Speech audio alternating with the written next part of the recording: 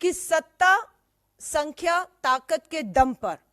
केंद्र की भाजपा सरकार ने सुप्रीम कोर्ट के फैसलों को अध्यादेश के मामले से पार्लियामेंट में पलटने का काम किया है। क्या इस फैसले को भी, जिसमें सुप्रीम कोर्ट का आदेश है कि 2 हफ्ते के भीतर भाजपा की राज्य सरकार, केंद्र सरकार की मोहर लगने के बाद 15 अगस्त को 11 बलात्कारी हत्यारों को जो रिहा किया है, 2 हफ्ते में उन्हें वापस जेल भेजना है। क्या इन 2 हफ्तों में ये 11 बलात्कारी हत्यारे जेल जाएंगे सुप्रीम कोर्ट के आदेश के अनुसार, या फिर हम सत्ता और संख्या के दम पर सुप्रीम कोर्ट के इस फैसले को पलटते हुए बलात्कारी और इन 11 हत्यारों को यूं ही आजाद घूमते हुए देखेंगे? क्योंकि ये सरकार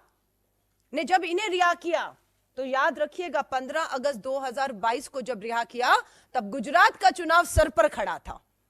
11 को रिहा ही नहीं किया, विश्व हिंदू परिषद और भाजपा के मंचों पर बिठा बिठा कर इनको प्रचार प्रसार में लेकर गए और अपनी सरकार गुजरात में बनाई।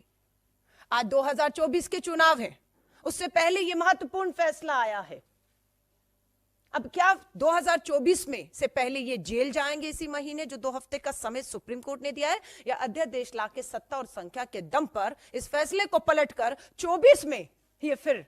400 पार का भाजपा का नारा, हैट्रिक के नारे को ये बलात्कारी और ये इनके विधायक मोदी जी के लिए, भाजपा के लिए साकार करेंगे? ये देश पूछ रहा है, ये देश पूछ रहा है। क्योंकि गुजरात चुनावों के पहले रिहा हुई, 2024 के चुनाव से पहले यह फैसला आया है, और हम देश के प्रधानमंत्री को कहते हैं,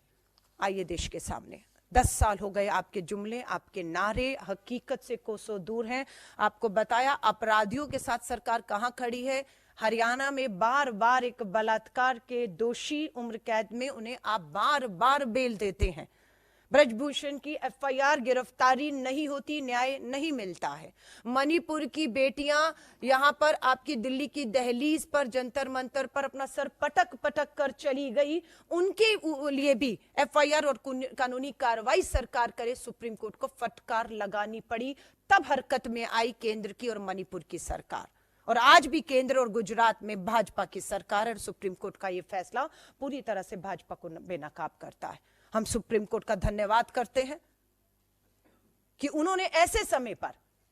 जब करोड़ों बेटियां न्याय के लिए उनके पिता भाई चक्कर काट रहे हैं और सरकार में बैठे लोग बलात्कारियों को पूरी तरह से संरक्षण ही नहीं दे रहे, अपने प्रचार और प्रसार में उनका पूरा इस्तेमाल अपराधियों का कर रहे हैं, ऐसे समय में सुप्रीम कोर्ट का यह फैसला देश की करोड़ों बेटियों में एक उम्मीद, न्याय की उम्मीद को जिंदा रखता है। और भारत जोड़ो न्याय यात्रा का मात्र एक मकसद था, मणिपुर से लेकर गुजरात और देश की अनेकों बेटियां जो न्याय की उम्मीद में बैठी हैं, और हमारा यही है कि यात्रा कब तक, भारत जोड़ो न्याय यात्रा कब तक, भारत जोड़ो न्याय यात्रा न्याय का हक मिल जाने तक।